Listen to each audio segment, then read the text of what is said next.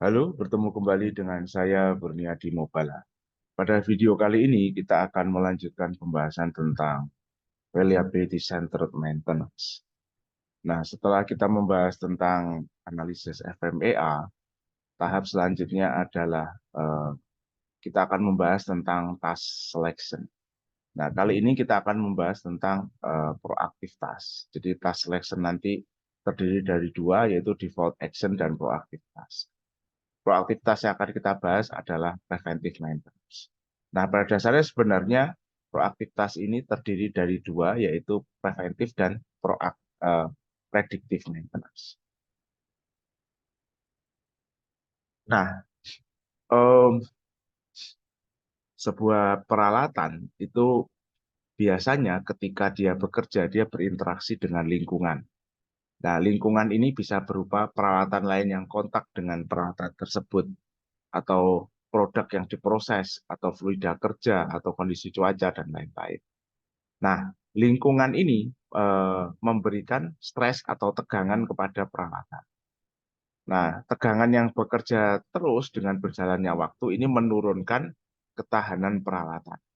Nah, turunnya ketahanan peralatan juga berarti bahwa turunnya kapabilitas fungsional bawaan yang dimiliki oleh peralatan. Nah, ketika kapabilitas ini turun sampai ke titik di bawah eh, ambang batas kinerja yang diharapkan, maka disitulah terjadi kegagalan. Jadi, waktu dari mulai eh, beroperasinya peralatan sampai dia mengalami kegagalan, inilah yang kita sebut dengan umur pakai atau umur hidup peralatan. Nah, dari sini kita juga bisa ambil bahwa eh, pada umumnya dengan berjalannya waktu, dengan bertambahnya umur, itu terjadi deteriorasi tadi akibat interaksi peralatan dengan lingkungan yang memberikan stres. Jadi biasanya mekanisme kegagalan atau moda kegagalan itu berjalan secara gradual sesuai dengan bertambahnya umur umur peralatan.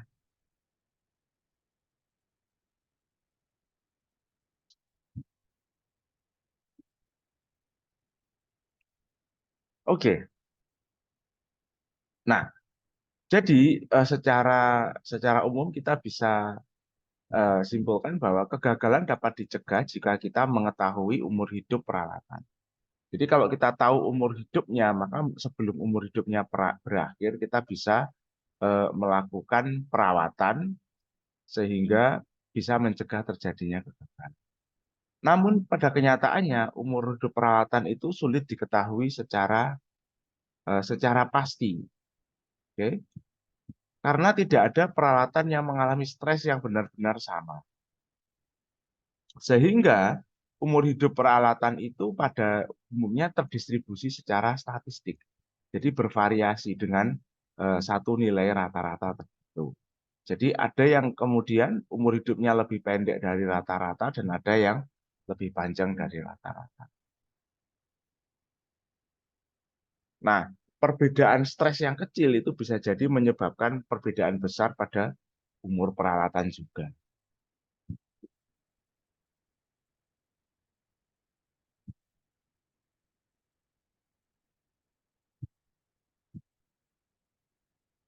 Oke,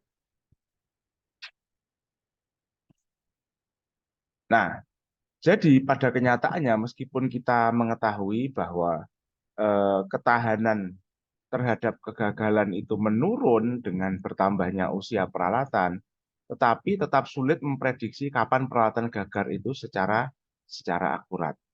Nah, oleh karena itu disusun konsep yang namanya useful life. Useful life adalah usia di mana mulai terjadi peningkatan probability of failure atau failure rate-nya. Jadi kalau kita lihat eh, biasanya mulai dari peralatan beroperasi sampai suatu usia tertentu itu tingkat kegagalannya kecil atau bisa dibilang nol. Nah, setelah melewati usia tertentu, umur tertentu, nanti laju kegagalannya itu mulai naik. Nah, useful life itu kita definisikan mulai dari dia beroperasi sampai pada titik di mana laju kegagalannya mulai mengalami peningkatan.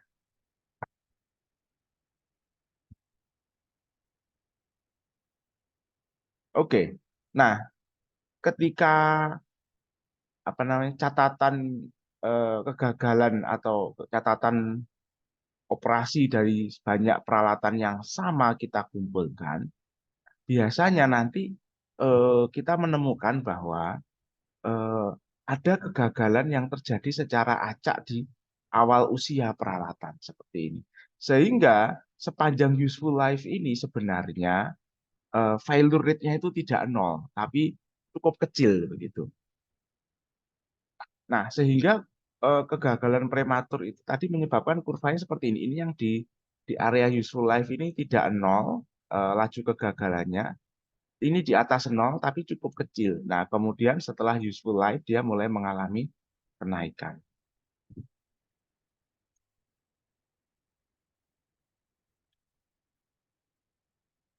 Nah, jadi setelah kita tahu bahwa banyak kegagalan itu yang terkait dengan pertambahan usia, gitu ya, maka kita bisa menyusun sebuah konsep tentang preventive maintenance atau perawatan yang fungsinya itu mencegah terjadinya kegagalan. Dan jadi preventive maintenance sebenarnya kita melakukan penjadwalan perawatan sebelum peralatan itu usia hidupnya habis seperti itu.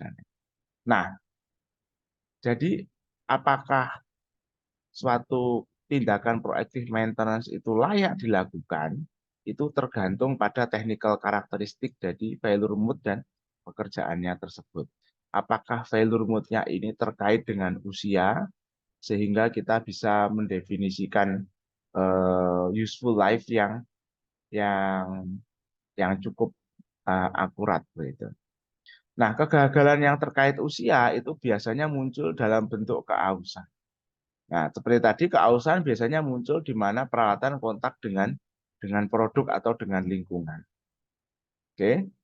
Selain keausan, kegagalan terkait usia biasanya juga terjadi melalui mekanisme seperti petik, oksidasi, korosi, dan evaporasi.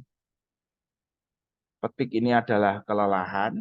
Kelelahan itu jika apa namanya peralatan itu mengalami stres yang sifatnya siklik ya, berosilasi nilainya naik turun. Dan secara umum nilai puncak dari stresnya ketika dia berosilasi ini masih jauh di bawah yield stress. Nah, oksidasi ini adalah reaksi di mana materialnya nanti membentuk oksida. Ini sebenarnya mirip dengan korosi. Tapi biasanya istilah korosi ini kita gunakan untuk ferrous material. Oke, evaporasi ini biasanya terkait degradasi terhadap apa namanya fluida, gitu ya, di mana biasanya fluida ada yang tersusun dari beberapa komponen sehingga dia memiliki sifat yang kita inginkan. Nah, salah satu komponennya mungkin mengalami penguapan sehingga sifat fluidanya berubah.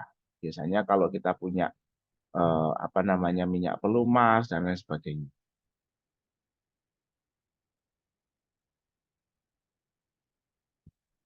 Oke. Nah, tipe preventive maintenance itu ada dua pada umumnya. Yang pertama namanya scheduled restoration, yang kedua adalah scheduled discard atau replacement. Kita akan membahas satu persatu. Scheduled restoration adalah eh, remanufacturing atau refabrikasi satu komponen atau mengoverhaul sebuah assembly atau sistem sebelum eh, mencapai umur tertentu tanpa memandang kondisinya pada saat itu. Ya. Nah, frekuensi atau interval dari schedule restoration ini ditentukan oleh umur peralatan. Oke. di mana item atau komponen itu menunjukkan kenaikan yang cepat pada conditional probability of value. Jadi ini adalah definisi dari useful life tadi ya. Ini adalah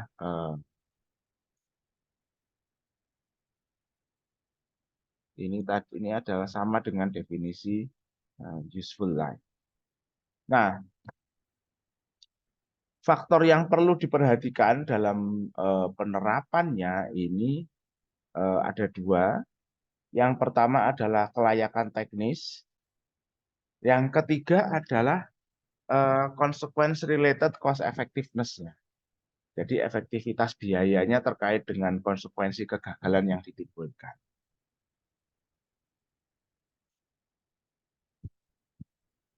Oke, kelayakan teknis untuk melakukan scheduled restoration itu ada 3 paling tidak ya.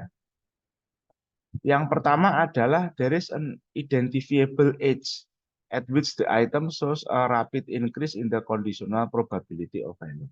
Jadi useful life-nya itu bisa diidentifikasi atau tidak, ini yang penting. Ini useful life-nya bisa kita identifikasi atau tidak, itu menentukan technical feasibility-nya. Kalau kita tidak bisa menentukan useful life-nya, ini sulit untuk menentukan jadwal dari scheduled restoration. Kemudian ini most of the items survive to that age. Jadi ini ibaratnya begini. Nah, kalau tadi useful life itu kan seperti ini ya. Ini kan kurva kegagalannya. Kalau terus dia mulai naik sampai gagal kan begini. Kemudian ini bisa kita definisikan. Nah, kalau ternyata di sini ada yang naik, ada yang turun, ini susah ini menentukan useful life. Oke. Nah, sementara yang kedua ini terkait dengan ini tadi apa namanya end of life-nya itu posisinya seperti apa, rata-rata dari semua peralatan. Kalau ternyata apa namanya ini distribusi normalnya itu lebar, nah ini agak repot juga karena nanti apa namanya useful life-nya itu jadi pendek begitu ya. Kita tidak bisa mendefinisikan useful life yang cukup panjang. Beda sama kalau misalkan kurva distribusi kegagalannya itu pendek. Nah, kita bisa mendefinisikan useful life yang cukup panjang. Oke, ini perbedaannya. Kemudian yang penting selanjutnya adalah dari tindakan restorasinya sendiri. Jadi apakah restorasinya itu mampu mengembalikan original resistant to failure dari itemnya. Jadi ketika dia di remanufaktur, jadi ketika dia jadi kan misalkan ini adalah usianya ya, ini usia, ini resistennya. Nah ini misalkan ambang batasnya begitu ya. Nah ketika dia turun dengan berjalannya usia, lalu dicegat pada suatu titik tertentu untuk melakukan scheduled restoration. Nah setelah itu bisa nggak dia kembali ke titik awal? Kalau ternyata dia tidak bisa kembali ke titik awal, ya sebenarnya pekerjaan schedule restoration-nya ini tidak layak. Nah, dan ini yang mungkin menyebabkan lebih baik peralatan-peralatan statik seperti tangki, vessel, heat exchanger, pipa itu masuk program RBI bukan program RCA. Karena restoration-nya itu tidak mungkin dilakukan secara menyeluruh sehingga seluruh apa namanya shell-nya atau dinding pipanya atau eh, apa namanya dinding tangkinya itu kembali ke memiliki original resistant to failure-nya. Karena itu tidak mungkin dilakukan. Jadi itu yang menyebabkan peralatan-peralatan statik seperti itu kurang cocok masuk ke program ini. Nah, oke, ini jadi ini adalah consequence related cost effectiveness-nya ya.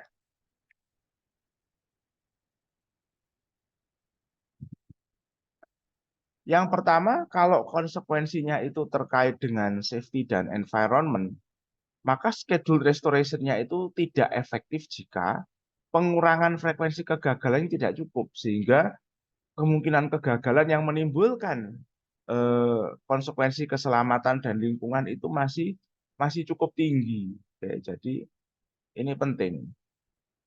Nah, selanjutnya operasional. Schedule restoration hanya efektif jika dilakukan pada periode waktu ketika pengaruh ke produksi paling kecil. Jadi kalau jatuhnya schedule-nya itu ternyata pada saat peak production, itu akan sangat berdampak besar pada operasional. Bisa menyebabkan output-nya turun, bisa menyebabkan delivery-nya delay, dan seterusnya. Jadi schedule restoration ini efektif kalau dia jatuh pada saat produksinya itu memang tidak lagi tinggi atau memang sudah bisa dischedule pada saat itu produksinya di, dihentikan atau ditunda begitu. Nah, kemudian yang penting lagi adalah waktu yang dibutuhkan untuk schedule restoration itu lebih cepat atau lebih pendek daripada waktu untuk perbaikan. Oke, jadi kalau misalkan apa namanya waktu untuk repair ya, misalkan mengganti begitu, discard itu ternyata lebih cepat daripada untuk restoration, ini perlu dipertimbangkan. Nanti kaitannya juga dengan yang nomor 4 yaitu masalah biaya. Nah, scheduled restoration itu tidak efektif kalau biaya scheduled restorannya lebih besar daripada biaya yang timbul akibat kegagalan. Jadi kalau misalkan kegagalannya itu non operasional sehingga hanya muncul biaya repair, gitu ya. Dan kemudian waktu repairnya itu lebih cepat daripada waktu scheduled restoration. Nah, ini bisa jadi scheduled restoration-nya tidak cost effective. Oke. Kalau ternyata waktu untuk scheduled restoration-nya lebih cepat, misalkan dari waktu perbaikan, tapi biayanya itu lebih mahal. Nah, ini perlu analisis lebih lanjut. Bagaimana overall cost-nya itu terpengaruh, begitu. Mana yang overall cost-nya itu lebih lebih murah.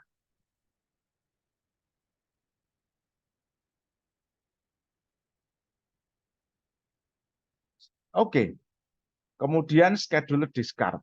Kita bahas yang kedua.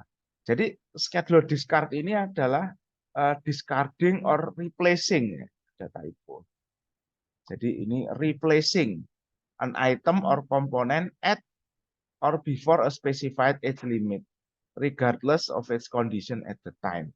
Jadi ini adalah mengganti atau peralatan atau komponen sebelum mencapai usia tertentu tanpa memandang kondisinya pada saat penggantian.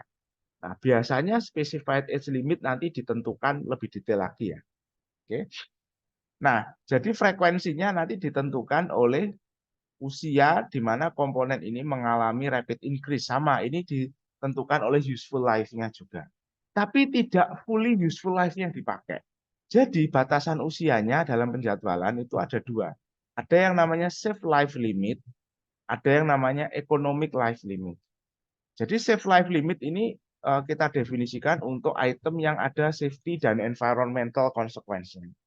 Economic life limit itu kita definisikan untuk item tanpa safety dan environmental consequence. Oke. Jadi kalau ini nanti pertimbangannya itu adalah benar-benar kegagalannya, murni probability of failure-nya supaya tidak terjadi catastrophic event ya, safety maupun environment. Sementara yang ini adalah cost effectiveness dari penjadwalan. Kalau dia tidak punya safety atau environmental consequence.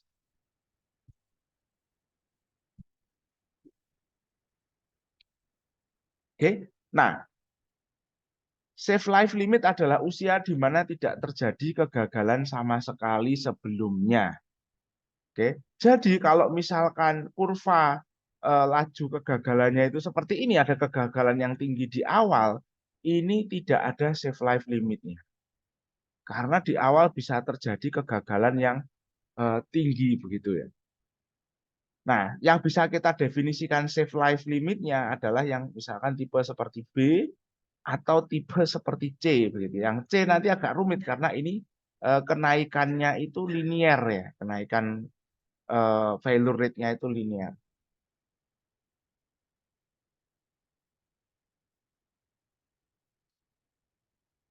Oke. Nah, jadi safe life limit ini biasanya idealnya ditentukan menggunakan pengujian. Pengujian dengan mensimulasikan lingkungan operasi sehingga kita bisa tahu dengan cukup akurat kapan peralatannya itu gagal. Lalu kemudian diambil fraksi dari umur hidup itu yang konservatif sebagai safe life limit. Jadi misalkan dilakukan pengujian, nah ternyata sampai umur ke-6 ini, 6 tahun ini apa namanya eh, value rate-nya mulai meningkat. Jadi ini kita definisikan sebagai useful life, gitu ya di sini ya. Ini yang kita definisikan sebagai useful life. Nah, ini kita ambil fraksinya yang aman berapa dari useful life-nya. Jadi kalau ini 6, ini 2, berarti ini fraksinya yang diambil sekitar sepertiga. Jadi sepertiga dari useful life. Nah, berapa fraksi yang aman ini? Nah, ini sebenarnya tidak ada aturan bakunya sebenarnya. Tapi dengan berjalannya pengalaman, bertambahnya pengalaman operasional, pengalaman perawatan, ini safe life limit ini bisa didefinisikan lebih panjang lagi gitu. Ketika confidence kita berdasarkan pengalaman tersebut itu meningkat.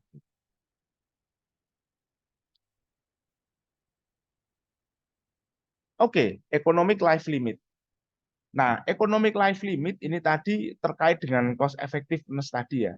Jadi apakah cost of doing schedule discard test-nya itu lebih kecil daripada operational consequence-nya. Jadi kita bisa nggak mendefinisikan fraksinya itu lebih panjang, gitu ya.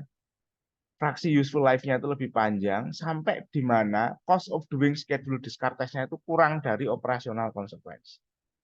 Jadi misalkan kalau kita geser nih schedule-nya itu misalkan supaya banyak peralatan itu bisa kita skedulkan di situ itu misalkan bareng-bareng sehingga nanti kita bisa mendefinisikan apa namanya annual annual turnaround atau annual annual shutdown untuk perawatan gitu ya. Nah, kemudian yang kedua lagi part consumption-nya itu apakah lebih kecil daripada part consumption jika kita biarkan saja run to failure. Oke. Jadi kalau kita skedulkan, kita ganti secara berkala, itu nanti apakah memakan apa namanya konsumsi per itemnya atau komponennya itu lebih banyak dari atau lebih sedikit daripada kita biarkan saja run to fail. Nah, ini yang penting. Oke, technical feasibility. Jadi sama ya, harus ada umur yang bisa diidentifikasi tadi safe life limit atau economic life limit. Oke, yang basisnya kita tentukan dari useful life-nya. Ini sama ini useful life. Sama juga most of the item survive to that age. Ini mirip dengan yang schedule restoration. Oke. Nah, selain dari age-related failure, di mana tadi bisa kita handle menggunakan preventive maintenance task tadi, ada juga kegagalan itu yang non-age related. Jadi terjadinya itu tidak gradual mengikuti pertambahan usia, sehingga susah untuk diprediksi. Nah, penyebabnya apa? Yang paling utama adalah variabel stres. Jadi tegangan yang dikerjakan oleh lingkungan, baik itu produk dan peralatan lain yang kontak dengannya, itu bisa jadi bervariasi dan variasinya bisa jadi cukup tajam dalam waktu yang singkat. Kemungkinan skenario pertama adalah seperti ini. Tegangannya naik sampai melebihi resistennya sehingga gagal. Skenario kedua, tegangannya naik tidak sampai resisten, tapi ini menyebabkan resistennya turun, gitu ya. Selanjutnya dia turun dan turunnya permanen. Lalu dia naik dan ini menyebabkan resistennya juga turun saat tegangannya naik, gitu ya. Atau kemudian ada skenario keempat, ini tegangannya naik sesaat, tapi efek penurunan resistennya itu gradual. Nah, penyebab yang kedua adalah kompleksitas peralatan. Nah, jadi semakin kompleks peralatannya, semakin sulit kita mendefinisikan usia hidupnya ini. Semakin sulit. Karena semakin banyak komponen yang terlibat, yang berinteraksi, sehingga apa namanya kurv fungsi dari reliabilitas sistemnya itu menjadi semakin sulit diprediksi. Ya, sekian pembahasan kita tentang preventive maintenance. Sampai bertemu lagi di video selanjutnya.